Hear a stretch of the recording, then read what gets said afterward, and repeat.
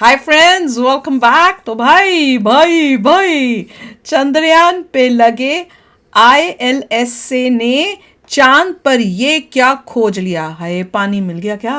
पानी मिल जाए मैं तो झूम जाऊंगी, पर मुझे लगता नहीं पानी मिला होगा। अगर पानी मिला होता तो वो तो हर चैनल में होता, पर कुछ और तो खोजा ही खोजा है। तो चलो वीडियो शुरू करते हैं। वीडियो शुरू करने से पहले अगर आप चैनल पर नए हो और आपने अभी तक सब्सक्राइब नहीं किया तो जल्दी से पहले सब्सक्राइब के बटन और बेल आइकन को क्लिक कर लो, ताकि आपको हमारे सारे न्यू वीडियोस के नोटिफिकेशन मिल जाएं जैसे हम अपलोड करें। अगर आपको वीडियो पसंद आता है प्लीज लाइक एंड शेयर। चलिए शुरू करते हैं। अब पता नहीं कितने और दिन बचे हैं, मुश्किल से मेरे ख्याल से 2-3 दिन ही ज़्यादा से ज़्यादा बचे होंगे, अगर बचे होंगे, क्योंकि उसके बाद तो रात होने वाली होगी। बताओ 23 था ना, 23, तो 14 दिन। भैया कैलकुलेट करो।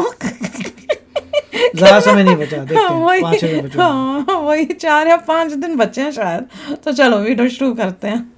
नमस्कार दोस्तों, स्वागत है आपका हिंदी नॉलेज शो में। तो दोस्तों, ये बात तो आप सभी लोग जानते ही हैं कि जो पश्चिमी देशों के कुछ पॉलिटिशियन हैं और कुछ तथाकथित बुद्धिजीवी हैं, वो हमेशा भारत को नीचा दिखाने के प्रयास में लगे रहते हैं। हमेशा जो भारत की सफलता होती है उसे कम करके दिखाते हैं दुनिया के सामने, ताकि दुनिया में भारत की ताकत को जाना ना जा सके। और इसका सबसे लेटेस्ट और सबसे बढ़िया उदाहरण है चंद्रयान 3। आपको याद ही होगा कि जब हमने इसे लॉन्च भी नहीं किया था, तब पश्चिमी देश के कुछ लोग सोशल मीडिया पर आकर ये कह रहे थे कि इसका हश्र भी चंद्रयान 2 जैसा होगा, यानी कि ये सफल नहीं हो पाएगा। लेकिन जब हमने इसे लॉन्च कर दिया और ये सफलतापूर्वक चांद की जमीन पर लैंड भी कर गया, इतना अच्छी तरह लैंड हुआ कि इन्होंने जो चंद्रयान 3 बनाया है ये तो हमारे पैसे का दुरुपयोग करके बनाया है। हमने इन्हें गर्मी हटाने के लिए 2-2.5 बिलियन दिए थे, इन्होंने इसके इस्तेमाल से स्पेस प्रोग्राम बना लिया और आज ये हमें ही अकड़ दिखा रहे हैं। लेकिन जब ये बात साबित हो गई दुनिया के सामने कि पश्चिमी देशों ने, खास करके ब्रिटेन ने भारत को कोई मदद नहीं दी, एक चवन्नी भी नहीं दी,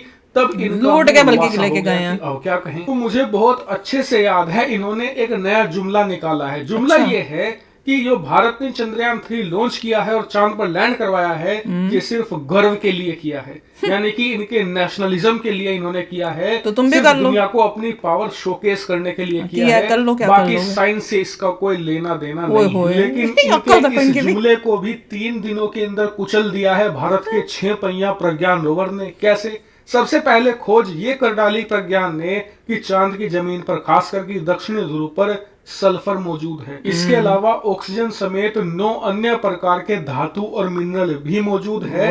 इतना ही नहीं, टेम्परेचर जो डिफरेंस है चांद की सरफेस और सरफेस के नीचे का, उसे भी पहली बार दुनिया के सामने भारतीय प्रज्ञान रोवर और भारत का जो लैंडर है विक्रम, उसने दुनिया के सामने रखा। और इन वैज्ञानिक नतीजों को देखकर पश्चिमी देश के वो लोग जो इसे अवैज्ञानिक बता रहे थे, उनके मुंह पर ऐसे जोर का थप्पड़ लगा है जो देखने लायक है। उनके मुंह बंद हैं और पिछले 3-4 दिनों से वो सोशल मीडिया पर कुछ पोस्ट भी नहीं डाल रहे। लेकिन अब से कुछ घंटे पहले जो काम करके दिखाया है चंद्रयान 3 ने, वो तो इनके जख्मों पर नमक रगड़ने के बराबर है। कैसे? दरअसल हुआ ये है कि भारत का जो विक्रम लैंडर है, उसने हाल ही में अपने आईएलएसए के जरिए ये पता लगाया है कि यहाँ पर कुछ सिस्मिक एक्टिविटी हो रही है, यानी कि एक तरीके का भूकंप। और इसका पता लगाने का तरीका भी बहुत अलग था। दरअसल जब हमारा प्रज्ञान रोवर लैंडर से अलग होकर चक्कर लगा रहा था, नई नई स्टडी कर रहा था, खोज कर रहा था, उसी दौरान जो हमारा लैंडर है, जो सबसे पहले लैंड हुआ चांद पर,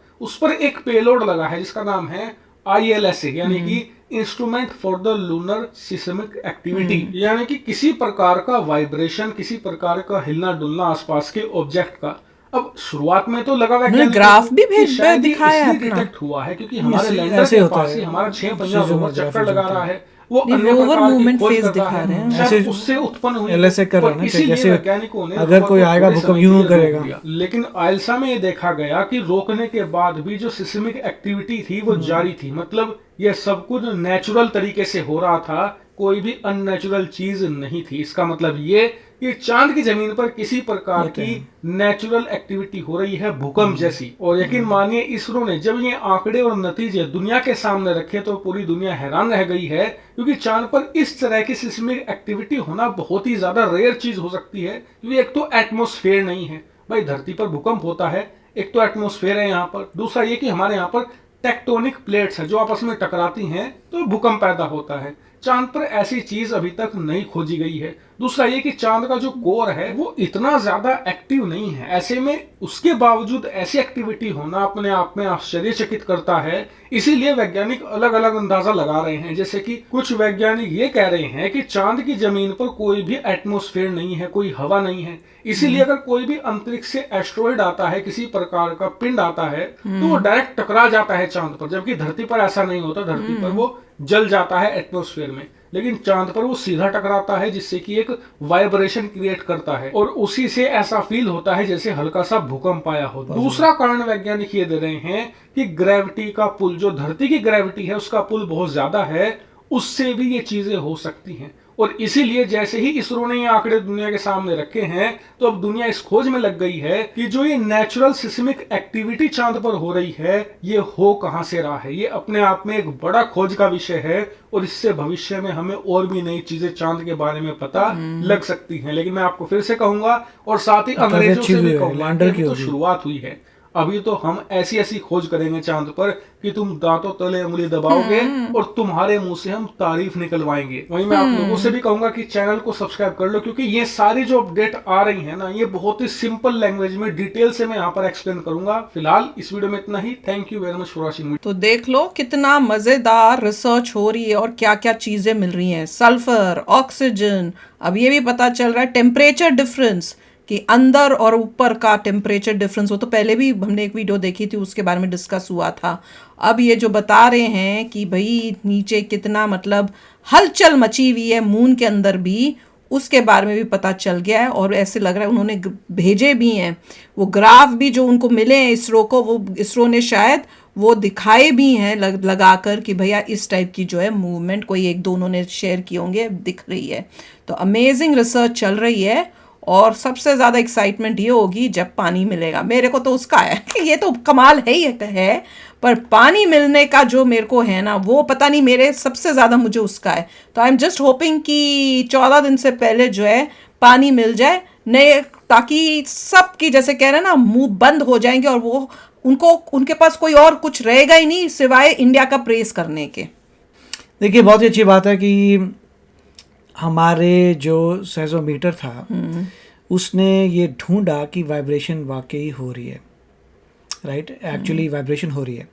उसके एक्सप्लेनेशन ये कि पॉसिबल है कहीं कोई एस्ट्रॉयड का रॉक गिरा हो, उसकी वाइब्रेशन हो सकती है, अर्थ की ग्रेविटी इतनी ज़्यादा उससे हो सकती है, बट कुछ तो चल रहा है। इसका मतलब ऐसा नहीं है कि मून बिल्कुल ही डेड टाइप है, उसमें कुछ नहीं हो रहा, समथिंग इज गोइंग ऑन। अब पता नहीं नेचर क्या करता है, पता नहीं उनकी कोर हीट अप हो जाए, वोल्केनोज आ जाए, लाइफ आ जाए, हु नोस फ्यूचर में क्या हो, but something is going on. ये बहुत अच्छी बात थी। दूसरा उन्होंने कहा था एटमॉस्फेयर में ऑक्सीजन भी है, ये मुझे पता नहीं, सल्फर है। एटमॉस्फेयर में तो नहीं बोला, मेरे ख्याल से सल्फर है, दैट इज ओके। ऑक्सीजन मिला है, ऑक्सीजन कहाँ मिला है वो देखना पड़ेगा, ऑक्सीजन एग्जैक्टली कहाँ मिला है, ऑक्सीजन मिट्टी के अंदर ऑक्सीजन तो पॉसिबल नहीं है। सल्फर है, किसी के साथ मिक्स होके मिला होगा क्या? नो, तो अगर ऐसा कुछ मतलब पता चल जाए कि बहुत सारी oxygen, then something can be done. मैं तो सुन के ऑक्सीजन बड़ी वो ही थी, ऑक्सीजन उससे तो सांस लेते हैं यार, राइट। मगर ये भी ठीक है, इसमें नेशन की प्राइड है साथ में, ऐसा नहीं है कि हमने डमी इक्विपमेंट भेज दिया और नेशन की प्राइड के लिए, that is also not true. Scientific equipment हैं, ये सिर्फ जो है प्रूफ ऑफ कॉन्सेप्ट था, पहली बार कर रहे थे। इसके बाद जो होंगे उसमें हैवी इक्विपमेंट आएगा। अभी हम देखना चाहते थे अपनी लैंडिंग कैपेबिलिटी और साथ में जो इक्विपमेंट गए थे टू फाइंड समथिंग आउट। नहीं, और अगर उनको लगता है कि हमारा ये नेशनलिस्ट मूवमेंट की वजह से हम कुछ कर रहे हैं, तो उन्हें कहो तुमको किसने रोका है, तुम भी कर लो ना, तुम भी भेज करो, तुम्हें तो किसने रोका है, तुम्हें तकलीफ क्या हो रही है? बाकी भी तो भेज ही रहे हैं, जैसे यूएसए ने भेजा, रशिया ने भेजा, चाइना ने भेजा, उस टाइम तो तुम्हें तकलीफ हुई नहीं, तब तुमने ऐसे स्टेटमेंट्स दिए थे। अब तुम्हें तकलीफ हो रही है, तुम भी करके दिखा दो ना, फिर हम भी बोलेंगे। वो लोग कर ही नहीं सकते, उनको तो ये बोलना चाहिए पहले तुम कर लो लैंड, फिर बात करना कि समान है क्या, साइंटिफिक एक्सपेरिमेंट्स क्या होंगे, पहले लैंड करके दिखा दो। नहीं, अपने में औकात नहीं, चले अपनी नॉलेज झाड़ने। तो चलो आप भी शेयर करना अपने थॉट्स। चलते हैं, मिलेंगे नेक्स्ट वीडियो में बहुत ही जल्द। Till then take care and bye bye. तो अगर आप मेरे इस चैनल पे नए हो तो जल्दी से सब्सक्राइब के बटन को हिट करो और बेल आइकन को क्लिक करो, ताकि आपको मेरा जब नया वीडियो मैं लगाऊं आपको उसके बारे में जल्दी से पता चल जाए।